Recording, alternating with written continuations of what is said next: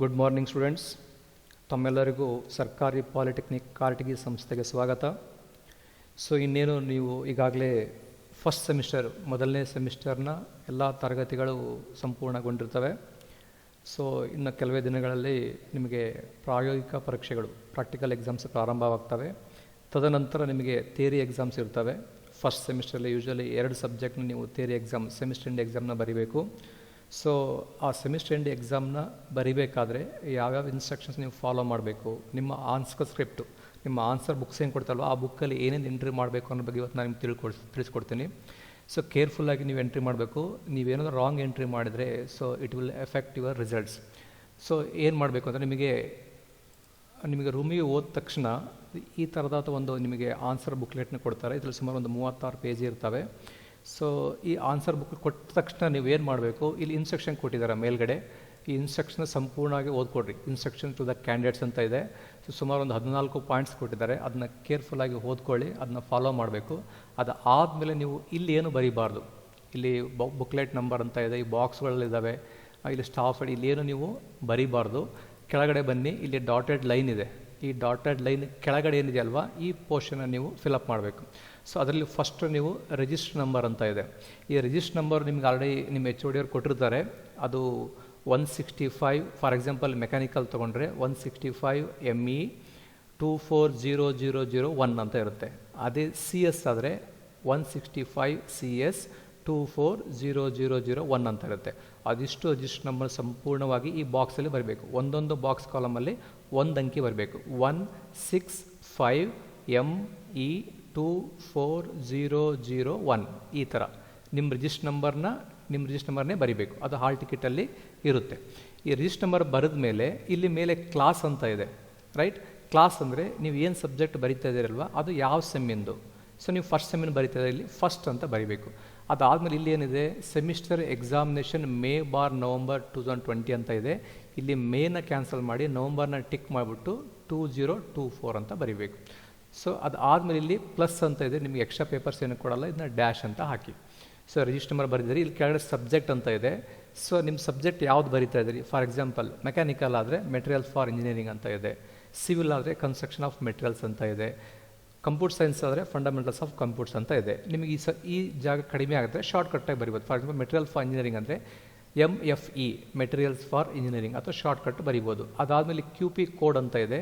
ನಿಮ್ಮ ಸಬ್ಜೆಕ್ಟ್ ಮುಂದುಗಡೆ QP code ಇರುತ್ತೆ. ಮೆಕ್ಯಾನಿಕಲ್ದಾದರೆ 20 ME 11T ಅಂತ ಇರುತ್ತೆ. ಆ ಕೋಡ್ನ ಇಲ್ಲಿ ಬರಿಬೇಕು. ನೆನ್ಪಿಟ್ಕೊಳ್ರಿ. ಫಸ್ಟು ನವಂಬರ್ ಟಿಕ್ ಹಾಕಿ 2024 ಅಂತ ಬರೀರಿ.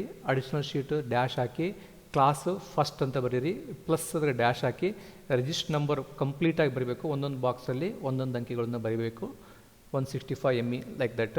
ಅದಾದಮೇಲೆ ಕೆಳಗಡೆ ಸಬ್ಜೆಕ್ಟ್ ಅಂತ ಇದೆ. ನಿಮ್ಮ ಸಬ್ಜೆಕ್ಟ್ ಏನು ಎಕ್ಸಾಮ್ ಬರೀತಲ್ವ ಆ ಸಬ್ಜೆಕ್ಟ್ ಬರೀಬೇಕು. ಪಕ್ಕದಲ್ಲಿ QP ಕೋಡ್ ಅಂತ ಸಬ್ಜೆಕ್ಟ್ ಕೋಡ್ ಇರುತ್ತೆ. ನಿಮ್ಮ ಹಾಲ್ ಟಿಕೆಟಲ್ಲಿ ಆ ಸಬ್ಜೆಕ್ಟ್ ಕೋಡ್ ಇರುತ್ತೆ. ಆ ಕೋಡ್ ನೋಡಿಕೊಂಡು ಬರೀಬೇಕು. ಇಲ್ಲಿ ಯಾವುದೇ ರೀತಿ ನೀವು ಸಿಗ್ನೇಚರ್ ಮಾಡಬಾರ್ದು, ರೈಟ್? ಅದಾದಮೇಲೆ ಮೇಲೊಂದು ಬಾಕ್ಸ್ ಇದೆ. ಇಲ್ಲಿ ಮೇಲ್ಗಡೆ 6 ಕಾಲಮ್ದೊಂದು ಬಾಕ್ಸ್ ಇದೆ, 2 ಕಾಲಮ್ದೊಂದು ಬಾಕ್ಸ್ ಇದೆ.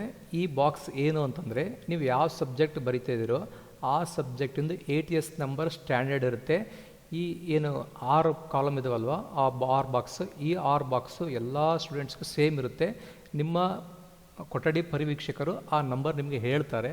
ಆ ನಂಬರ್ನ ಇಲ್ಲಿ ಬರೀಬೇಕು. ಅದಾದಮೇಲೆ ಇಲ್ಲಿ 2 ಬಾಕ್ಸ್ ಇದೆ, ATS ಸೀರಿಯಲ್ ನಂಬರ್ ಅಂತ ಇದೆ. ಈ 2 ಬಾಕ್ಸು ಒಬ್ಬೊಬ್ಬ ವಿದ್ಯಾರ್ಥಿಗೆ ಒಂದೊಂದು ನಂಬರ್ ಇರುತ್ತೆ. ಫಾರ್ ಎಕ್ಸಾಂಪಲ್ ನಿಮ್ಮ ರಿಜಿಸ್ಟರ್ ನಂಬರ್ 165 ME 240001 ಅಂತ ಇದ್ದರೆ ನಿಮ್ಮದು ಮುಂದುಗಡೆ ಅಲ್ಲಿ ಒಂದು ನಂಬರ್ ಇರುತ್ತೆ, 01 02 03 04 ಲೈಕ್ ದಟ್ ಇರುತ್ತೆ.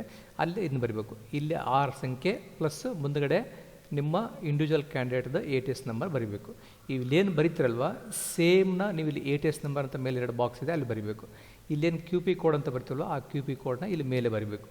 ಇಲ್ಲಿ 100 ಡ್ಯಾಶ್ ಅಂತಿದೆ, ಇಲ್ಲಿ ಏನು ಬರಲಿಕ್ಕೆ ಹೋಗಬಾರ್ದು. QP ಕೋಡ್ ಬರೀಬೇಕು. ಕೆಳಗಡೆ ನಿಮ್ಮದು ಲಾಸ್ಟ್ ATS 2 ನಂಬರ್ ಬರುತ್ತಲ್ವ 01 02 ಆ ಥರ ಇಲ್ಲಿ ATS ನಂಬರ್ನ ಬರೀಬೇಕು. ಇದು ಫ್ರಂಟ್ ಪೇಜ್, ರೈಟ್? ನೆನ್ಪಿಟ್ಕೊಡ್ರಿ. ಇಲ್ಲಿ ಮೇಲ್ಗಡೆ ಏನು ಬರೀಬಾರ್ದು, ರೈಟ್?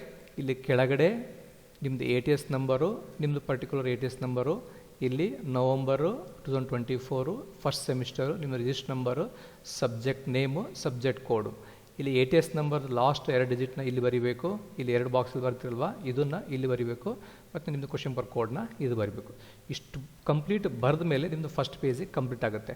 ಫಸ್ಟ್ ಪೇಜಿಗೆ ಕಂಪ್ಲೀಟ್ ಆದಮೇಲೆ ನೀವು ಜಸ್ಟ್ ಪೇಪರ್ನ ಓಪನ್ ಮಾಡಿ ಸೆಕೆಂಡ್ ಪೇಜ್ ಈ ಥರ ಇರುತ್ತೆ.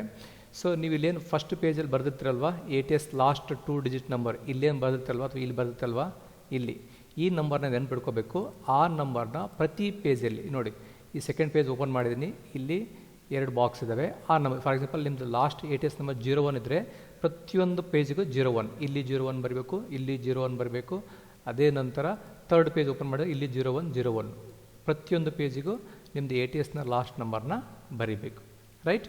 ಸೊ ಅದಾದಮೇಲೆ ಇಲ್ಲಿ ಮಾರ್ಜಿನ್ ಇದೆಯಲ್ವ, ಇದ್ರ ಮೇಲ್ಗಡೆ ಏನೂ ಬರೀಬಾರ್ದು.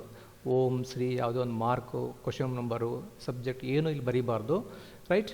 ಸೊ ಇಲ್ಲಿ ನೀವು ಪೇಜ್ ನಂಬರ್ 2ಗೆ ಬಂದರೆ ಇಲ್ಲಿ ಒಂದು confirmation hand writing by the candidate ಅಂತ ಇದೆ. ಇಲ್ಲಿ ಮೇಲೆ ಪ್ರಿಂಟ್ ಆಗಿದೆ, ಇಲ್ಲಿ ಏನು ಪ್ರಿಂಟ್ ಆಗಿದೆಯೋ ಸೇಮ್ನ ಇಲ್ಲಿ ಕೆಳಗಡೆ ಬರೀಬೇಕು, ಮತ್ತು ಅದೇ ಸೇಮ್ನ ಇಲ್ಲಿ ಬರೀಬೇಕು, 2 ಸರಿ ಬರೀಬೇಕು, ಮೇಲೆ ಮತ್ತು ಕೆಳಗಡೆ, ಇಲ್ಲಿ ಮತ್ತು ಇಲ್ಲಿ ಬರೀಬೇಕು. ಇಲ್ಲಿ ಏನು ಮೇಲಿದೆಯೋ ಅದೇ, ಅಂದರೆ ನಿಮ್ಮದು ಹ್ಯಾಂಡ್ ರೈಟಿಂಗು ಈ ಆನ್ಸರ್ ಬುಕ್ ಬರ್ತಕ್ಕಂಥ ಹ್ಯಾಂಡ್ ರೈಟಿಂಗ್ ನನವೇ ಅಂತಂದ್ಬಿಟ್ಟು ಐಡೆಂಟಿಫಿಕೇಷನ್ನ ಬರೆಸ್ತಾರೆ, ರೈಟ್. ಇದಿಷ್ಟು ಬರೆದ ಮೇಲೆ ನೀವು ನೆಕ್ಸ್ಟ್ ಆನ್ಸರ್ ಬರಲಿಕ್ಕೆ ಪ್ರಾರಂಭ ಮಾಡಬೇಕು. ನೆನ್ಪಿಟ್ಕೊಡ್ರಿ, ಇದೇನು ಮಾರ್ಜಿನ್ ಇದೆಯಲ್ವಾ, ಈ ಮಾರ್ಜಿನ್ ಹೊರಗಡೆ ಆನ್ಸರ್ನ ಬರೀಬಾರ್ದು. ನೀವು ಬೇಕಾದರೆ ಮಾರ್ಜಿನ್ ಹೊರಗಡೆ ಕ್ವಶನ್ ನಂಬರ್ನ ಹಾಕಬೇಕು, main question number, sub question number ಹಾಕಬೇಕು. ಈ ಮಾರ್ಜಿನ್ ಒಳಗಡೆ ಮಾತ್ರ ಆನ್ಸರ್ ಬರೀಬೇಕು. ಯಾವುದೇ ರೀತಿಯಾದ ಒಂದು ಮಾರ್ಕ್ಗಳನ್ನು ಇಲ್ಲಿ ಮಾಡಬಾರ್ದು. ನಿಮ್ಮ ನೇಮ್ ಆಗಿರ್ಬೋದು, ರಿಜಿಸ್ಟರ್ ನಂಬರ್ ಆಗಿರ್ಬೋದು, ಅಥವಾ ನಿಮ್ಮ ಕಾಲೇಜ್ ಕೊಡು ಯಾವುದೇ ರೀತಿಯ ಮಾರ್ಕ್ನ ಮಾಡಬಾರ್ದು. ಸೊ ನಿಮ್ದು ಓನ್ಲಿ ಆನ್ಸರ್ ಬೇಕು, ಕ್ವಶನ್ ನಂಬರ್ ಇರಬೇಕು. ಈ ಪೇಜ್ನ ಮೇಲ್ಗಡೆ ಬಲಗಡೆಗೆ ಏನಿದೆಯಲ್ಲ 2 ಬಾಕ್ಸು, ಅಲ್ಲಿ ನಿಮ್ಮದು ಎ ಟಿ ಎಸ್ನ ಕೊನೆ 2 ಡಿಜಿಟ್ ನಂಬರ್ನ ಬರೀಬೇಕು, ರೈಟ್. ಸೊ ನಿಮಗೆ ನೆಕ್ಸ್ಟ್ ಥರ್ಡ್ ಪೇಜಿಗೆ ಹೋದರೆ ಈ ಥರ ಬರುತ್ತೆ. ಇಲ್ಲಿ ಕ್ವಶನ್ ನಂಬರ್ ಬರೀರಿ, ಇಲ್ಲಿ ಆನ್ಸರ್ ಬರೀರಿ, ಇಲ್ಲಿ ಕ್ವಶನ್ ನಂಬರ್ ಬರೀರಿ, ಆನ್ಸರ್ ಬರೀರಿ, ಮೇಲ್ಗಡೆ ಎ ಟಿ ಎಸ್ 2 ನಂಬರ್ನ ಬರೀಬೇಕು. ನಿಮ್ಮದು ಅಷ್ಟು ಆನ್ಸರ್ ಮುಗಿದ ಮೇಲೆ, ಎಲ್ಲ ಆನ್ಸರ್ ಮುಗಿದ ಮೇಲೆ ಒಂದು ಸಲ ನೀವು ಎಲ್ಲ ಕ್ವಶನ್ ಪೇಪರ್ನ ಆನ್ಸರ್ ಬರೆದಿದ್ದೇನೆ ಅಂತ ಚೆಕ್ ಮಾಡ್ಕೊಳ್ಳಿ. ನಿಮ್ಮದು ಈ ಆನ್ಸರ್ ಬುಕ್ಲೆಟ್ನ ಲಾಸ್ಟ್ ಪೇಜ್ ಏನಿದೆಯಲ್ವ, ಆ ಲಾಸ್ಟ್ ಪೇಜ್ನ ನೀವು ರಫ್ ವರ್ಕಾಗಿ ಯೂಸ್ ಮಾಡ್ಕೋಬೋದು. ಆನ್ಸರ್ ಬರೀಬೇಕಾದ್ರೆ ಆ ಆನ್ಸರ್ ಬುಕ್ಲೆಟ್ಲಿ ನೀವು ರಫ್ ವರ್ಕ್ನ ಯೂಸ್ ಮಾಡಬಾರ್ದು, ರೈಟ್. ಇಷ್ಟು ನಿಮಗೆ ಇನ್ಸ್ಟ್ರಕ್ಷನ್ಸು, ಕೇರ್ಫುಲ್ಲಾಗಿ ನೀವು ಅದನ್ನು ಬರೀಬೇಕು. ಪ್ರತಿ ಎಕ್ಸಾಮಿಗೂ ಇದೇ ಪ್ರೊಸೀಜರ್ ಇರುತ್ತೆ, ಮರಲಾರ್ದಂಗೆ ಫಾಲೋ ಮಾಡಿ. I wish you all the best for your semester end exam.